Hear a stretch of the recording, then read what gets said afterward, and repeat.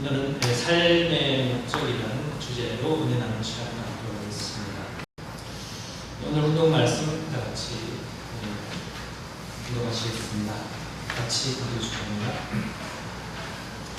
내가 너희에게 말하노 솔로몬의 모든 영광으로도 이런 것이 이 꽃 하나만 받지 못하였느니라. 오늘 있다가 내일 아궁이에 던져지는 벌풀도 하나님이 이렇게 입히시거든 하물며 너희일까 보냐. 믿음이 작은 자들아, 그러므로 염려하여 이르기를 무엇을 먹을까, 무엇을 마실까, 무엇을 입을까 걱정하지 말라. 이는 다 이방인들이 구하는 것이라. 너희 하늘 아버지께서 이 모든 것이 너희에게 있어야 할 줄을 아시느니라. 너희는 먼저 그의 나라와 그의 의를 구하라. 그리하면 이 모든 것을 너희에게 더하시리라. 마태복음 6장 29절에서 34절 말씀입니다. 그 다음에 천성경 말씀 한 구절 더 언급하겠습니다. 하나님은 인간을 무엇 때문에 창조했느냐? 아들, 딸의 생명을 보기 위해서 창조한 것이 아닙니다. 그 아들, 딸과 더불어 사랑하기 위해서 창조한 것입니다. 아무리 생각해도 그럴 수밖에 없습니다. 인간을 창조한 목적은 사랑 때문입니다. 하나님의 사랑을 주로 삼고 그 바탕에서 생명이 창조된 것이지 생명을 만들어서 사랑을 유발시킨 것이 아닙니다. 다시 말하면 하나님의 마음에 사랑이 싹트기 시작해서 생명이 시작되고 그 생명이 사랑으로부터 시작됐기 때문에 결과도 사랑으로 되어야 합니다. 그렇기 때문에 사랑을 빼면 인간은 불행한 것입니다. 오늘은 내 삶의 목적이라는 주제로 은혜 나누는 시간을 갖도록 하겠습니다. 세계적 토크쇼의 여왕, 미국에서 가장 영향력 있는 한 사람 중에 한 사람이 오프라 윈프리라는 여자 아나운서 같아요. 유명한 사람이죠. 그 사람이 정말 또 유명한 사람인데 오늘 하루는 이렇게 이야기했습니다. 시작한 때 오늘 방송에서 내가 인생의 목적을 말하겠습니다 라고 예고를 했습니다. 근데 시청자들은 이 오프라 윈프리가 과연 인생의 목적을 무엇이라고 할 것인가라고 잔뜩 기대하고 시청했습니다. 그 사람이 정말 그 토크쇼 진행을 잘하기 때문에 그 사람이 말하는 것이 정말 미국 사회에 큰 영향을 미치는 사람이 한 사람이거든요. 그래서 잔뜩 기대하고 사람들이 시청했는데 그런데 그 윈프리가 방송이 끝날 때까지 인생의 목적이 무엇이라고 말하지 않고 끝나버렸답니다. 다만 모니터에 자막으로 인생의 목적은 여러분 자신이 찾는 것입니다. 라는 자막이 나왔다고 합니다. 쉽지 않겠죠, 말하기가. 우리는 가끔 인생의 목적이 무엇인가라는 질문을 가끔은 해보았을 것입니다. 또 여기 특별히 우리 교회에 입교하신 식구님들은 아마 그런 질문을 다 해봤기 때문에 이 자리에 있지 않을까 생각이 듭니다. 미국의 노스이스턴 일리노이 대학의 철학 교수 휴 무어헤드 박사인데요. 그 사람이 세계의 저명한 철학자, 작가, 그리고 학자 등 250여 명에게 당신이 생각하는 인생의 목적이 무엇이냐라는 그런 질문을 가지고 서신을 보냈습니다. 그 서신을 보내고 난 뒤에 받은 답에 대한 내용 가지고 책을 만들어서 책을 냈습니다. 당신이 생각하는 인생의 목적이 무엇이냐는 책도 나와 있습니다. 그 책에 있는 내용을 보면 서신의 응답은 대체로 이제 마지못해서 나름대로 인생의 목적을 대답한 것과 또 솔직히 잘 모르겠다라는 그런 대답이 또 대체적으로 또 어떤 사람은 나도 인생의 목적을 잘 모르겠으니까 당신이 좀 대신 대답해 주세요라고 했다고 합니다. 만약 일반 사람들에게 인생의 목적이 무엇입니까? 라고 묻는다면 누구나 나름대로의 인생의 목적을 대답할 것입니다. 많은 사람들이, 근데 요즘 현대인의 많은 사람들이 나는 돈을 많이 버는 것이 목적이고 뭐 그런 사람들도 있을 것이고, 나는 잘 먹고 잘 사는 것이 목적이요, 뭐 그런 사람들도 있을 것이고, 나는 좋은 배우자 만나서 자식 낳고 행복하게 사는 것이 목적이요 라고 대답하고 싶을 것입니다. 그러나 그렇게 대답하면 어떻게 보면 지금 개인주의적이고 쾌락주의적 사고를 가졌다고 비판받을 것 같아가지고 대답하지 못하는 사람도 있을 것입니다. 자기 수준 낮아 보일 것 같아서. 원리의 총서론에서도 밝혔듯이 지금까지 사람들은 인생과 우주의 근본 문제, 즉 인간과 우주의 목적이 무엇인가를 찾기 위해 노력해왔습니다. 인터넷 서점에서 인생의 목적이라는 그 주제를 검색해보면 많은 책들이 나옵니다. 고대로부터 지금까지 많은 사람들이 나름대로 인생의 목적을 한마디씩 말했습니다. 많은 철학자가 있죠. 심지어 어떤 유명한 스님은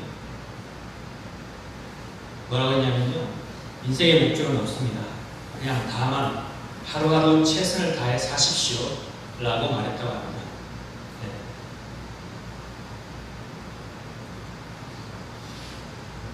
그런데 인생의 목적이 없다는 것은 어떻게 보면 말이 되지 않습니다. 아주 무책임한 말이죠. 인생의 목적이 없다면 인간이 목적 없이 태어났다는 말이 되거든요. 목적이 없다면 살아야 할 의미가 없는 것이죠. 만약에 항해하는 배가 어떤 목적지도 없이 앞으로 나간다면 그 배는 어떻게 되겠습니까? 아마 풍랑을 만나서 표류하고 말 것입니다. 자초돼가지고 결국은 가라앉을 수도 있겠죠. 마찬가지로 인생길에 목적이 없다면 그 인생은 바다 위에 풍랑을 맞는 표류하는 배처럼 떠도는 인생이 될 것입니다. 2차 대전 때 헝가리에 있는 나치 수용소에서 있었을 때입니다. 그 수용소에는 폐물을 처리하는 그 공장이 있었습니다. 그래서 나치 수용소에 수감된 수감자들이 오물과 그 폐물을 처리하는 그런 일들을 했다고 합니다. 근데 연합군의 폭격을 맞아가지고 수용소에 있던 그 공장이 파괴돼가지고 수감자들이 할 일이 없게 됐다고 합니다. 수용소에 있는 사람들이. 그래서 간수들이 그래도 이 수용소에 많은 사람들이 있는데 이 사람들에게 뭔가 할 일이 있어야 다른 생각을 하지 않을 것 같아가지고 일을 시켰습니다. 그 일이라는 것은 뭐 특별한 일이 아니고 파괴돼가지고 폭격을 맞아가지고 파괴되는 여기저기 흩어져 있는 벽돌을 널브러져 있는 벽돌을 한 곳에 모아가지고 차곡차곡 쌓는 것이었습니다. 그런데 벽돌을 또 다 쌓아놓으면 다시 그 돌을 또 할 일이 없으니까 다시 돌을 흩어놓게 했다가 또 다시 차곡차곡 쌓다가 그것만 반복이 시키는 것입니다.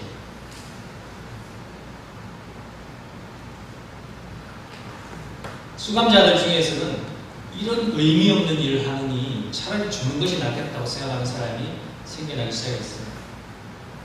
그래가지고 잡히면 죽을 줄 알면서 탈출하다가 총 맞아 죽고, 어떤 수감자는 감시자에게 반항하다가 또 총을 맞아 죽게 됐답니다. 왜 그럴까요? 의미 없이 사느니 차라리 죽는 게 낫다고 생각했던 것입니다.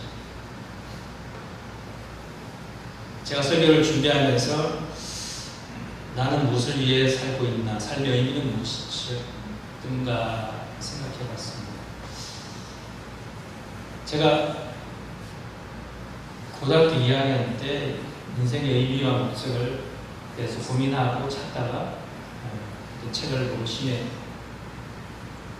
존재를 확신하고 신의 뜻대로 살기로 마음먹고 가다가 우리 교회를 알게 돼가지고 여기서 원리 말씀을 듣고 인생의 의미와 목적이 이것이구나 하나님께서 정말 그렇게 사랑을 통해 기쁨을 얻고자 우리 인간을 창조하셨는데 우리 인간이 참 타락을 하면 그렇게 슬픔과 고통이 하나님이 되셨구나. 그런 하나님에게 다시는 그런 슬픔을 남겨드리지 않고 내가 그 하나님께 정말 기쁨을 돌려드리는 그런 아들이 되어야겠다고 정말 그다음에 순수한 마음으로 눈물로 결심하고 그때부터 신앙 길에 들어와서 여기까지 온 것 같습니다.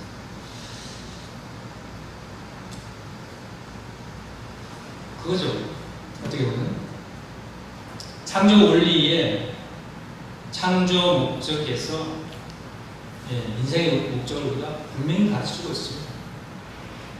우리가 무엇을 위해서 살아야 하는가 하는 답은 창조 목적에 나와 있는데 원리에서 우리가 존재하는 목적은 하나님께 기쁨을 돌리는 데 있다고 가르치고 있습니다. 하나님께 영광을 돌리는 것이 우리 인생의 목적이라고 가르쳐주고 있습니다.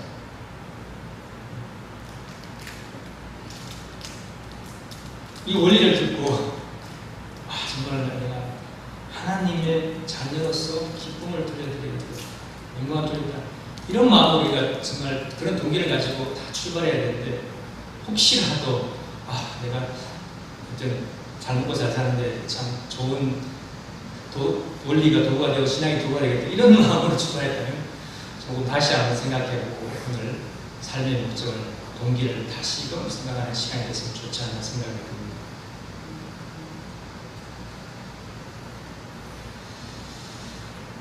성경 이사야서 43장 7절에 그들은 다 내 백성이며 내 영광을 위하여 내가 창조한 자들이다 라고 했습니다. 우리는 하나님의 영광을 위해서 창조된 존재들입니다. 그러나 하나님의 기쁨과 영광을 위해서 창조된 인간들이 죄로 말미암아 하나님께 슬픔과 고통을 안겨드렸습니다. 하나님이 인간을 지으심으로 후회하게 만든 것입니다. 로마서 3장 23절에는 모든 사람이 죄를 지어 하나님께 영광스러운 그런 표준에 미치지 못하였다고 했습니다. 죄라는 것은 하나님의 영광을 위해 살지 않고 나의 영광을 위해 사는 것을 말합니다. 여러분은 무엇을 위해 일하고 계십니까? 여러분이 하는 일의 의미는 무엇인가요? 한번 생각해 봅시다. 하나님의 기쁨과 영광을 위해서인가요? 아니면 나의 가족의 기쁨과 영광을 위해서인가요? 여러분이 하시는 일과 사업은 하나님의 영광을 위해서인가요? 나의 영광을 위해서인가요?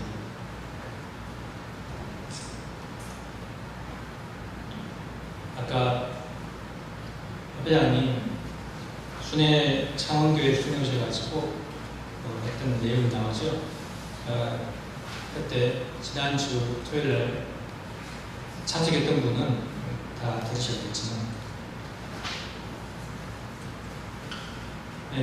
이 내용이죠. 창원교회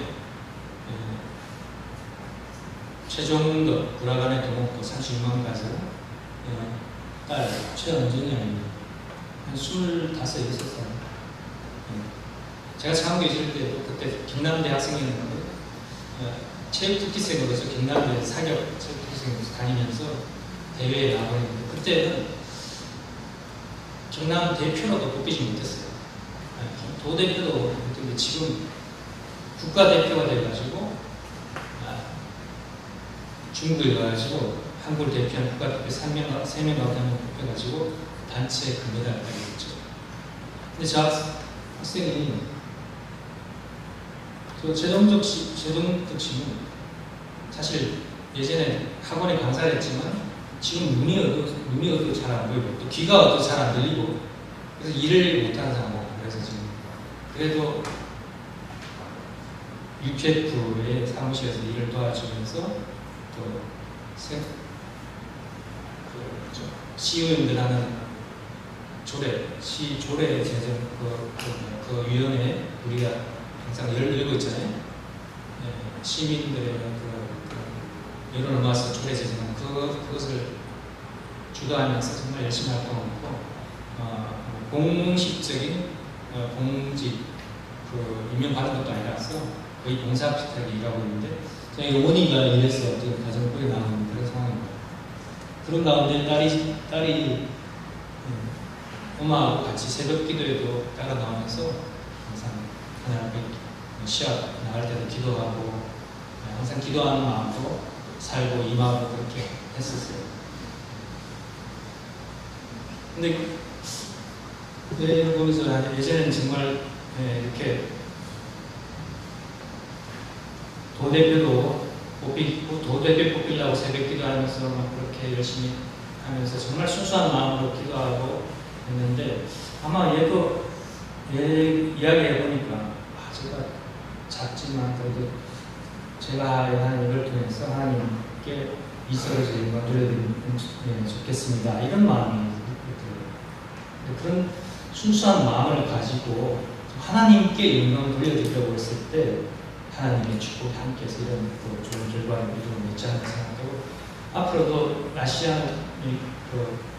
경기대 아시아드 하계 유니버드 아시아드 한국 대표인데 이뿐만이 아니라 아마 올림픽에도 꼭 계속 나가서 더 큰 영광이 있지 않을까 생각하면서 여러분들이 기도가 함께 해주시면 좋습니다. 우리 정말 축하의 박수 한번 보내드립니다. 다음주에 이렇게 현수막도 다음주에 벽에 이렇게 현수막도 걸렸습니다. 제31회 하계 유니버시아드 한국대회 최원전 최종대 불화간의 동호고기 아직 2세 여자 10m 공기소총 안채진 됩니다. 지나간 사람들도 와 저 교회에서 금메달 딴 사람 나왔냐 하면서 저 교회에 뭔가 있는 것 같다 대단한 교회다 그런 생각할까요? 그죠? 하늘에 영광 돌리고 있는 거죠.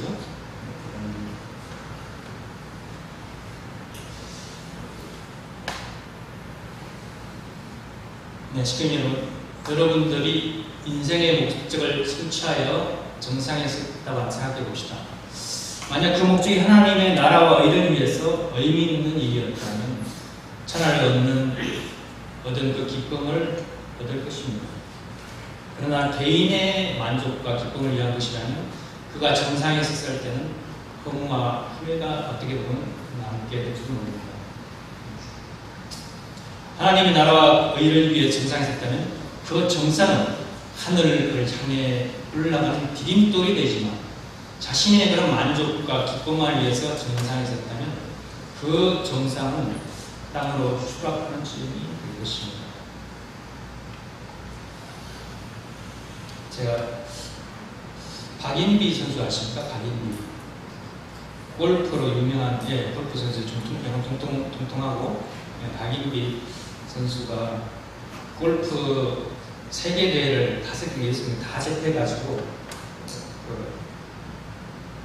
유명한 벌써 한 6, 7년 됐나요? 꽤 오래됐죠. 5, 6년 전에 그렇게 세계 골프 메이저 대회를 유럽, 미국 갈 때 다 접해가지고 퀸이 됐어요.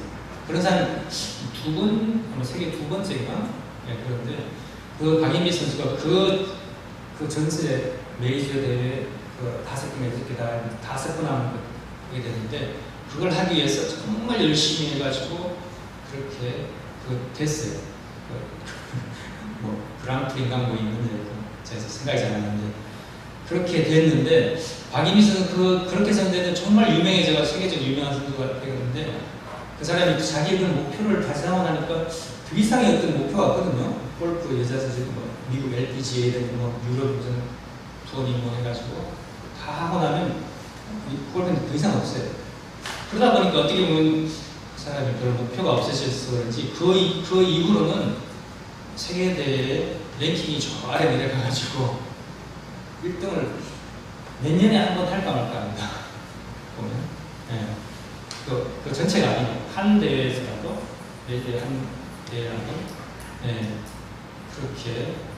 그렇게 했지만 자기의 어떤 꿈이 목표가 달성되니까 좀 허무함이 느껴지는지 그렇게 돼요. 조선시대 때 가지 또 이야기를 하겠습니다. 조선시대 유명한 조선 중기 예술 중에 사명대사 있고 서산대사 있는데 두 분 다 임진왜란때 승병을 일으켜가지고 많은 또 전과를 올리게 된 그런 분인데요. 사명대사의 스승이 서산대사였죠. 서산대사는 이제 그를 고필하는 행자 하나를 데리고 사찰해요. 작은 제사라는 행자라는 뜻은 큰 스님을 고필하는 심부름꾼 같은 그런 총무 같은 어떤 그런 스님을 행자 스님이라고 하죠. 그런 행자 스님 한 명을 데리고 작은 절에 살았는데 생계를 위해 가지고 집신을 엮어가지고 시장에 행자 스님하고 서산대에서 같이 나가서 팔았다고 합니다.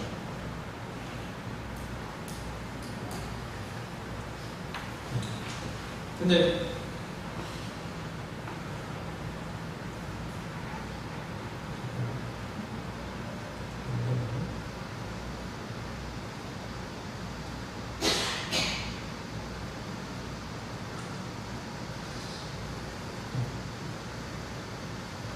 하루는 집신 30여 켤레를 가지고 시장에 나가서 다 팔았고 사찰을 돌아왔는데 별로 기쁜 기색이 아니었어요.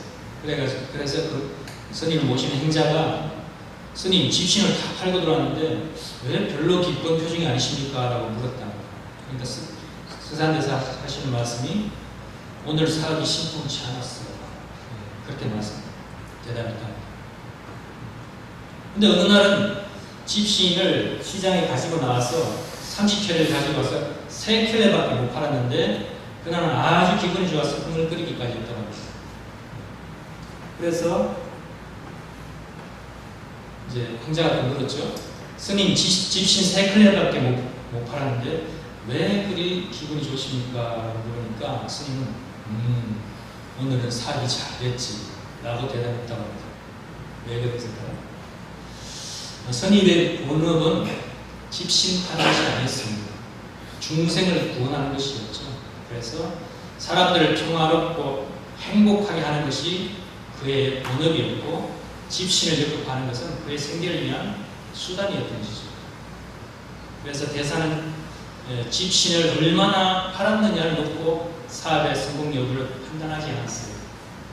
시장에 나가서 많은 사람들에게 기쁨과 행복을 준 날은 사업이 잘 된 날이고 사람들에게 별로 베푼 것이 없으면 비록 집신은 다 팔았지만 사업이 잘 못됐다고 본 것입니다.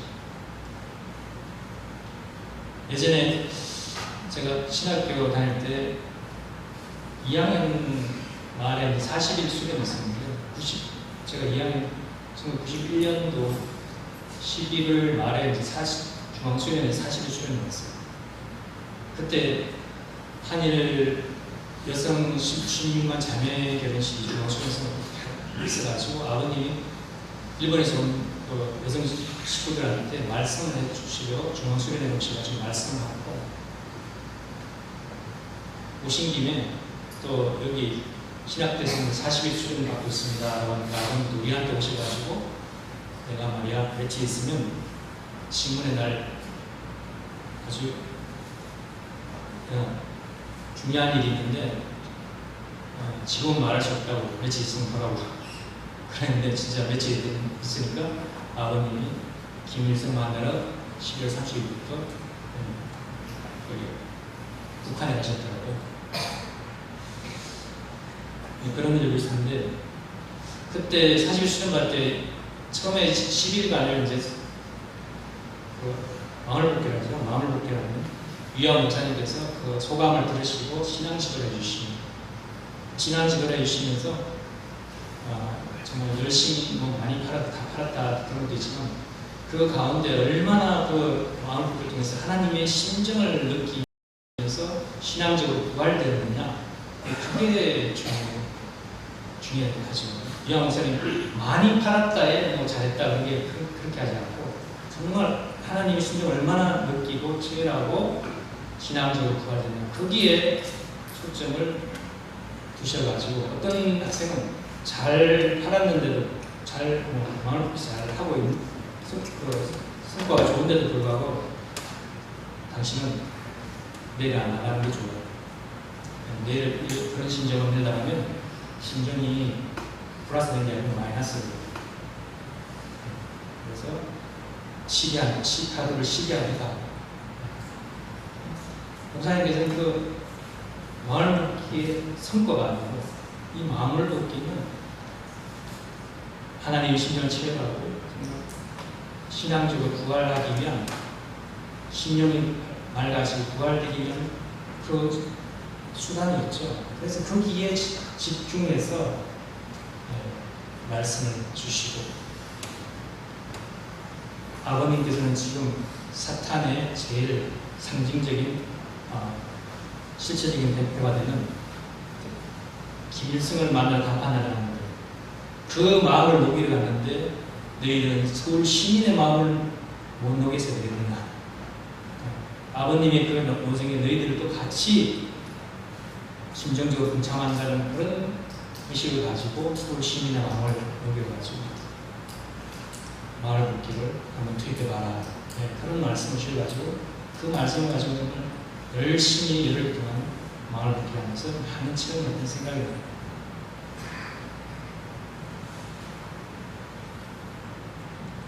네. 우리들도 그렇죠. 쉽게 믿을 것입니다.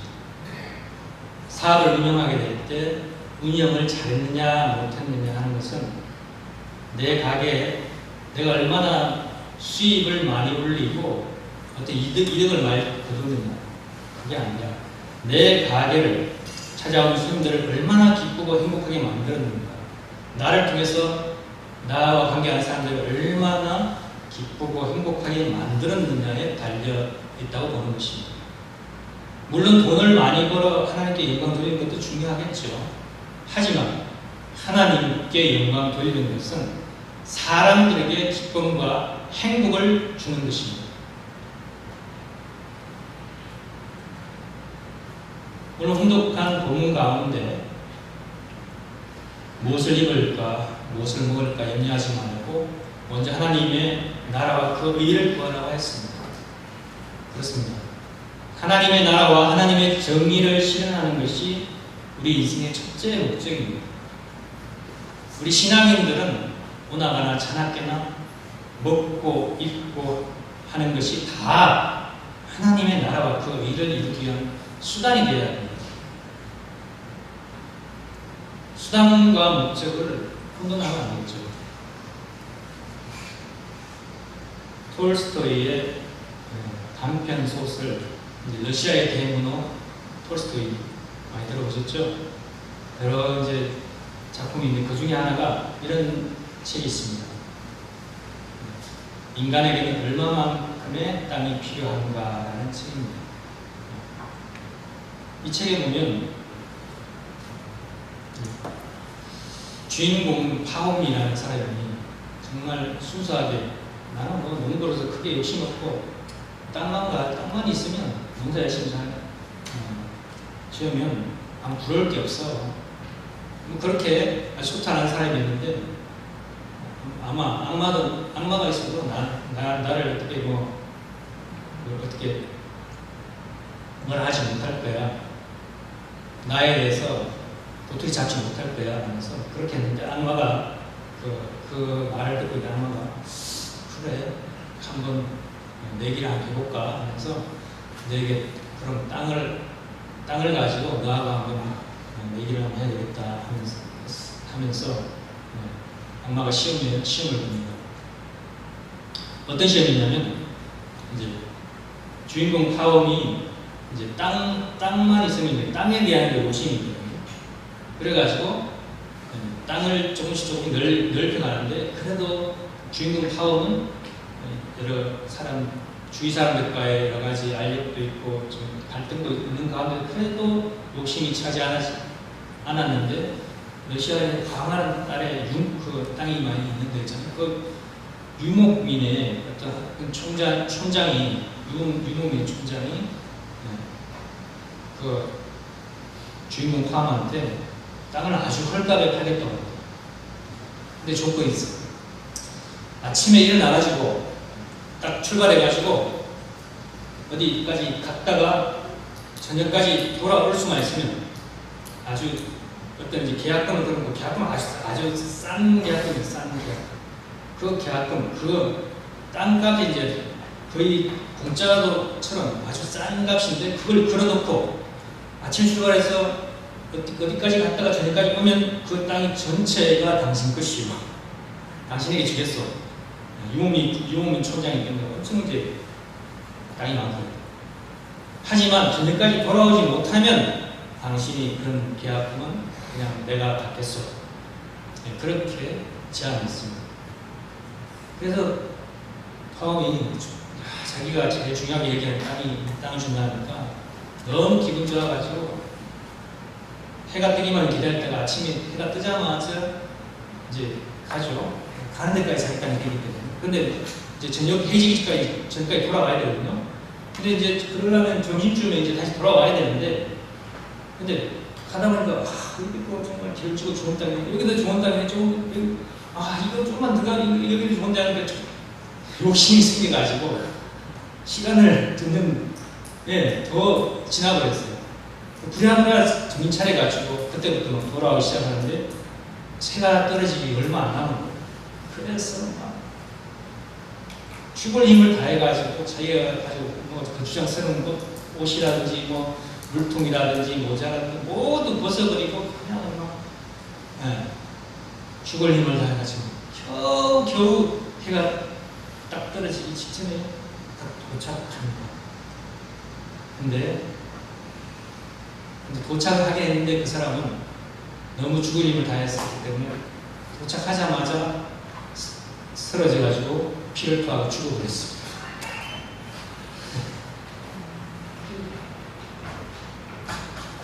그래가지고 그 파업하고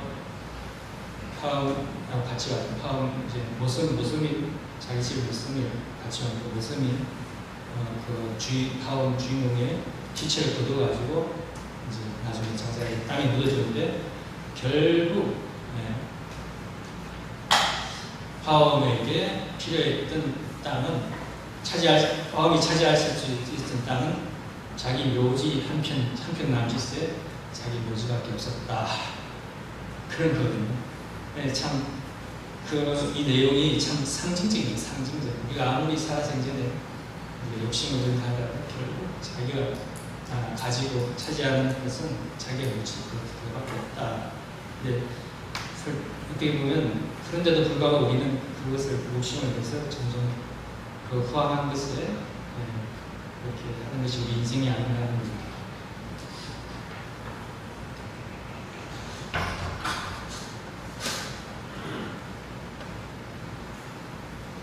책이 있는 거지. 원리 강론 총서론에 이렇게 되어 있죠. 인간은 너무나 불행을 미치고 행복을 찾아야 되고 몸을 지었다. 그렇게 시작되죠. 근데 인생의 목적은 행복하게 사는 것입니다. 행복하게 사는 거죠. 사람들은 그 행복의 조건을 돈, 건강, 좋은 직장, 결혼 등이라고 말합니다. 사람들의 행복을 위한 조건을 목적으로 그 조건을 우리가 목적으로 생각하고 거기에 인생을 허비하는 경우가 많다는 것입니다. 그러나 한 연구소에서 연구한 결과 이런 조건을 다 충족해도 인간이 누려야 할 행복감은 8에서 15%에 불과하다고 합니다. 이런 것을 다 충족해도 인간이 누리는 행복감은 전체 행복 100이라고 하면 8, 15%에 불과하는 거죠. 실제로 이런 것들이 행복한 조건이 아니라는 것입니다.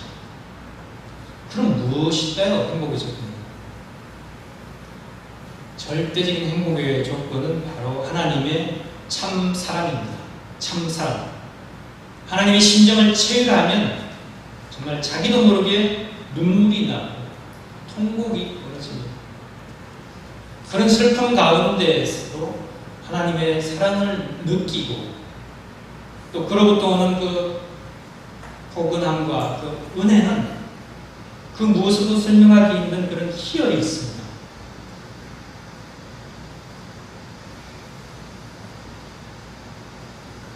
우리의 인생의 목적은 그 하나님의 사랑을 받고 하나님께 기쁨과 영광을 돌리는 것입니다. 여기서 느끼는 이 기쁨은 우리의 영원한 행복이 되는 것입니다. 우리가 물질을 추구한다든지 그런 조건, 건강을 추구하는 그런 좋은 직장이나 그런 것은 어떻게 보면 지상에서 유하는 것이지만 하나님으로부터 받는 그 사랑은 지상뿐만이 아니라 영계에서까지 영원하게 우리가 누릴 수 있는 그런 행복이죠. 여러분, 이것을 우리는 잊어서는 안 되겠습니다. 오늘 함께한 시민들 모두가 하나님의 사랑과 은혜 가운데서 정말 내 삶의 목적이 내가 나를 중심하고 어떤 그 조건적인 내용들이 돈만. 근데 사회에 가끔 친구한테 전화하면 제가 항상 호명 기도하면서 지금 대학도 저를 따라서 재수하고 서문대까지 왔던 그 친구가 있는데 지금도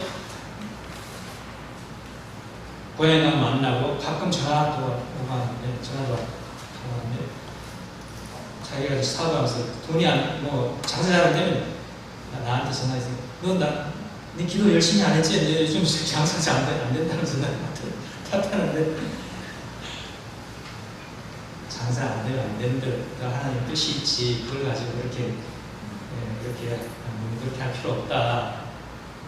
그게 다 하나님의 뜻이 있는 거지. 그럼 되냐? 그래서 내가 어제도 전화 와서 그렇게 했는데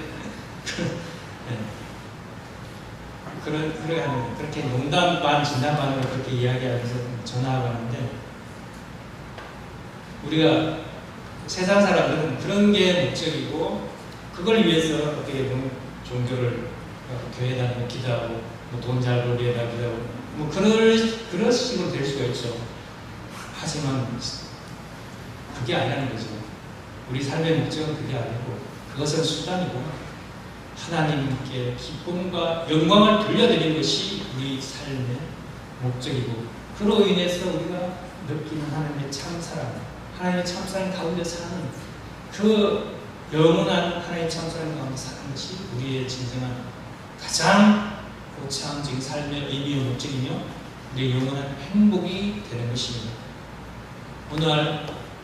오늘 이 자리에 함께한 모든 식구님들이 하나님의 사랑과 은혜 가운데서 진정한 행복을 누리는 시기를 축원드리면서 오늘 말씀을 마치겠습니다.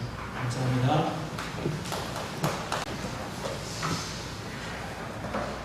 존귀하신 하나님 부모의 사랑 천지의 참고님 제국 11년 6월 20일 8월 들어 첫 번째 승리를 맞이해서 더운 날씨 가운데서도 이 자리에 함께한 당신의 사랑하는 자녀들을 아버지 기억하여 주시옵소서. 아버지 오늘은 저희의 삶의 목적에 대해서 다시금 아버지 생각해보고 저희의 동기와 또 목적을 확실히 아버지 하늘 앞에 정연하고 나아갈 수 있는 그런 시간을 갖고자 했사옵나이다.